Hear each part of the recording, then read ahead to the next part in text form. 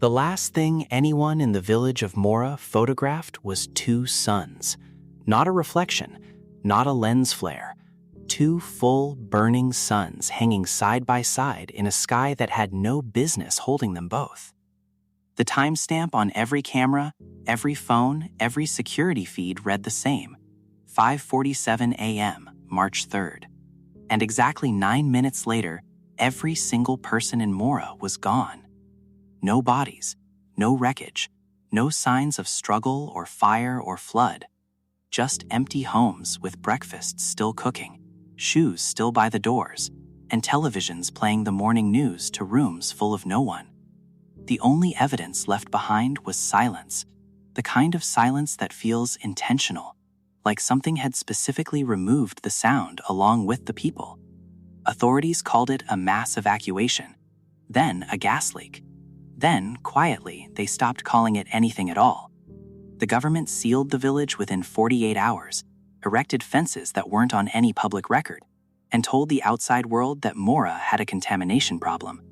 But contamination doesn't erase 412 people without leaving a single trace. What really happened in those 9 minutes? Because the satellite images taken at 5:56 a.m. don't show an empty village. They show something standing in the streets that shouldn't exist.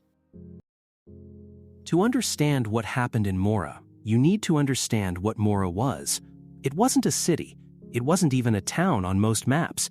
It was a small, quiet farming village nestled in the highlands of northern Patagonia, the kind of place where people still left their doors unlocked and knew every neighbor by name. 412 residents, one school, one church, one road in and one road out. The man who first noticed the anomaly wasn't a scientist or a government official. He was a shepherd named Danilo Voss, 63 years old, who had been waking up before sunrise every single day for 40 years. On the morning of March 3rd, Danilo stepped outside at 5:44 a.m., exactly as he always did. What he saw made him reach for his phone and call his daughter in the city. He told her the sky looked wrong. He said the light was coming from two directions at once, like the world had developed a second source. His daughter told him to go back to sleep. That was the last conversation anyone had with Danilo Voss. His phone was found 3 days later, sitting perfectly upright in the middle of his empty kitchen table. The call log showed the conversation ending at 5:46 a.m., 1 minute before the second sun appeared in the photographs. But what no one could explain was the final entry in his phone. At 5:53 a.m., someone or something had used Danilo's phone to search one single phrase: "How do we come back?" The satellite images were never meant to be seen by the public. They were classified within 6 hours of being captured, buried inside a Defense Department server under a file name that translated roughly to atmospheric irregularity, routine. But nothing about what those images showed was routine. A leaked copy reached an independent astrophysicist named Dr. Yal Oren 3 weeks after the disappearance, forwarded anonymously from an address that no longer existed by the time she tried to reply. What Dr. Oren saw in those images stopped her cold. At 5:56 a.m., 9 minutes after the second sun appeared, the streets of Morra were not empty. They were filled with figures, hundreds of them, standing completely still in perfect grid formation, evenly spaced, all facing the same direction, facing up. But the figures weren't casting shadows. In a sky lit by two suns, every single object in the village had two shadows stretching in opposite directions. Every building, every tree, every abandoned car. Everything except the figures in the street.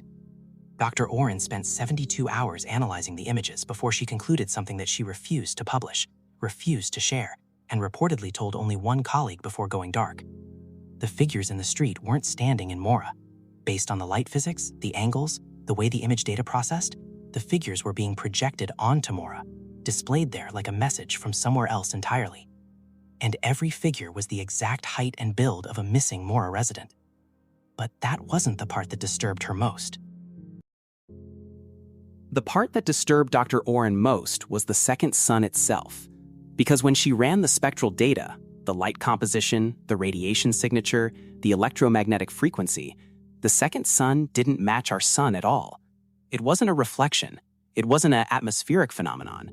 The second sun was radiating a completely different light spectrum, one that, according to every model she ran, should have been physically impossible to produce within our solar system. It was light from somewhere else, somewhere impossibly far, and it had appeared directly above Morra without traveling any measurable distance to get there. That finding alone would have rewritten physics, but Dr. Oren found something worse buried inside the frequency data. The light from the second sun wasn't just illuminating Morra, it was interacting with it. Specifically, it was interacting with biological matter, human cells, human tissue, in a way that had no natural explanation. The frequency appeared to be doing something to the people caught beneath it, not burning them, not harming them in any conventional sense. The closest scientific term Dr. Oren could find was a word normally used in data transfer. It was copying them. 3 days after sending her findings to a single encrypted address, Dr. Oren's apartment was found empty. No signs of struggle, breakfast still cooking, shoes still by the door, and on her desk, a single printed photograph of Morra's empty streets, with one difference from every other image taken that day. In this version, there was a figure standing at the edge of the village that hadn't appeared in any previous copy. The figure was looking directly at the camera. The government knew. That is the part that changes everything. They didn't seal Morra because of contamination. They sealed it because they had seen this before. Not in Patagonia, not in any public record, but buried inside a classified file dating back to 1987 was a report from a Soviet monitoring station in Siberia describing an identical event.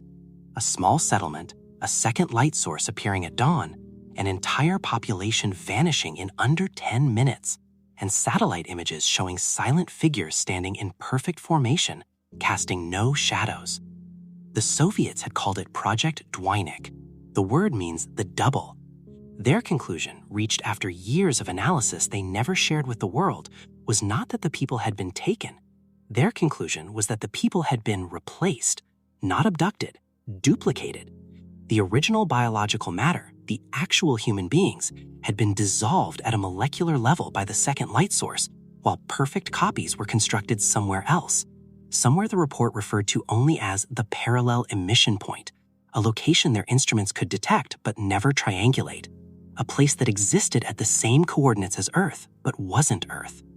The Soviets had also done something else. In the weeks following their own incident, they had attempted to make contact with the emission point using a mirrored frequency transmission.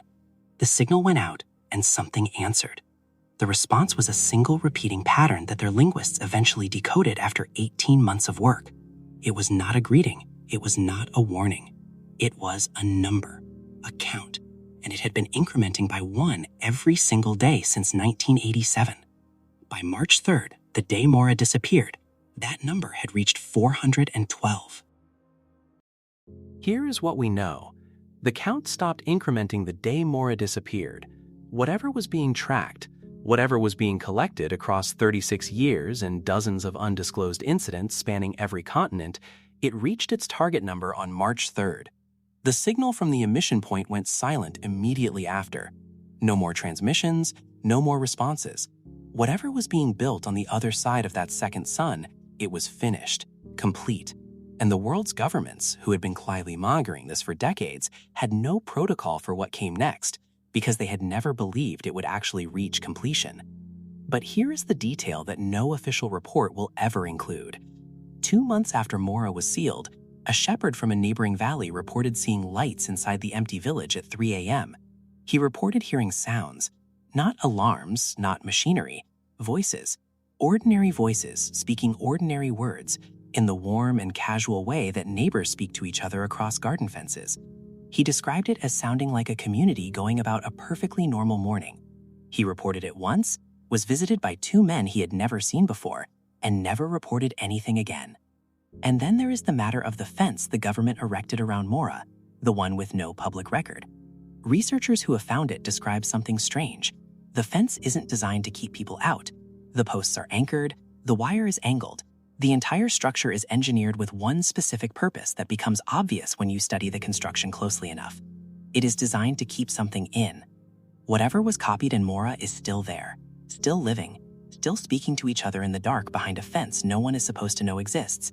And every morning, at exactly 5:47 a.m., The automated sensors the government left behind detect a single recurring anomaly above the empty village, a faint light, rising from two directions at once.